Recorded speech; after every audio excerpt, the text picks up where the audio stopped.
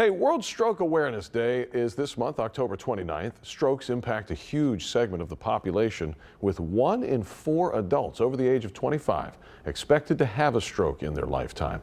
So joining us this morning to discuss how her life was saved by a colleague who knew the signs of a stroke and worked FAST. FAST is an acronym, and we'll talk about it. Judge Cheryl Blackburn. Judge, good morning. How are you?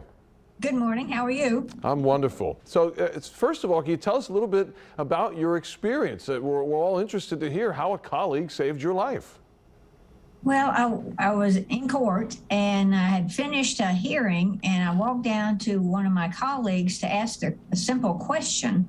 I was walking fine. I didn't have any signs that I knew of, and had my COVID mask on because we were still wearing those. And she asked, when I came in, she told me to lower my mask, and I didn't know what she was talking about. Anyway, I did, and she could see something in my eye. Then she saw the drooping of my face, and then I started having trouble with my arm. Those are the classic symptoms of having a stroke. And she had her secretary immediately contact the paramedics, and they were there within 10 minutes. And then I was on to Vanderbilt Hospital for a thrombectomy, and I was there within, the time that is so crucial is an hour. And they did that procedure on me, and I was back in court the next week. No kidding. So I mentioned the word FAST, which I understand is an Yes. acronym. Can you tell us more about what that means? Things that you need to be aware of. That is the other people that are looking. The face drooping is F. The arm weakness is A. S is your speech. So it's FAS, and then T is the time. So it's FAST is an acronym everybody uses, because if you see the face drooping, the arm, the speech, and just immediately contact somebody.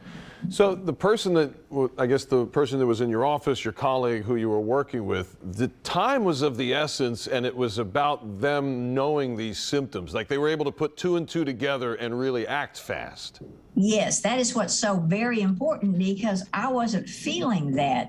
I mean, sometimes people think they're going to have a bad headache. Some people do. I didn't. So I was not aware of that.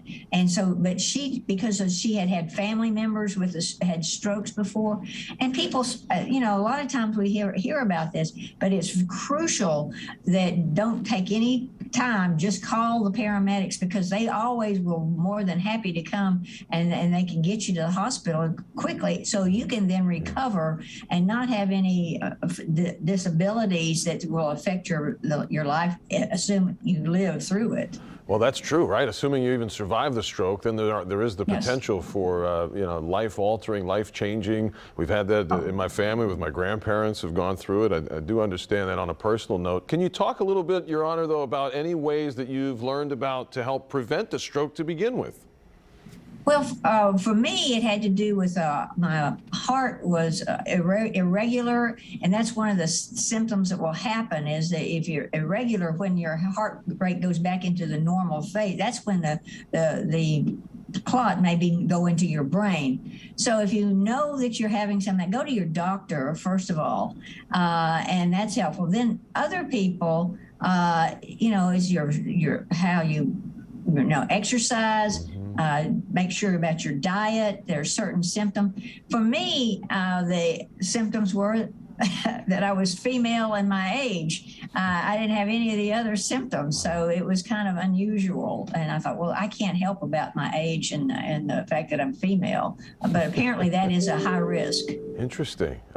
Yes. Your Honor, do you keep in touch with that person that helped save your life? Did you? Oh, yeah, she's just down the hall. She's just down the hall. Is it something you guys talk about? I mean, this is a moment you both shared together. Yes, because we've been sort of active about this to let people know how important this is. Oh, yes. And then she got an award for helping me, so long as the paramedics, too. I mean, and Nashville is really lucky because it has a really great stroke system. And a lot of people are starting to develop that because it is so important to keep people get in soon so that they won't be so damaged. Yeah. Your Honor, before we go, last words you want to share with our audience and what really the most important thing for them to remember about stroke when we leave this interview? Remember, I think the best thing to do is if you see somebody and you think that there's something, do something, because they may not know it, and it's the quickest thing you can get is the best thing you can do. That is what other people need to do, to be aware of it, so that somebody can, go along with their life. I mean, because it is so debilitating if you have a stroke and it clogs your brain too much. I feel like you've empowered all of us not to be afraid to ask a question if we see something, not to say, oh, we don't want to embarrass that person. Hey, if we see something, we just say it, and time is of the essence. Well, I have actually been at the gym. I saw some lady laying down, and I immediately went over there and said, are you okay? I mean, and see if I could see that, because it was so important for me now to also see what's going on with somebody. Yeah, your instincts have certainly changed. Judge Cheryl Blackburn, thank you so much, Your Honor, for joining us and sharing your story. Really appreciate it. Okay. Well, thank you. Have a great day.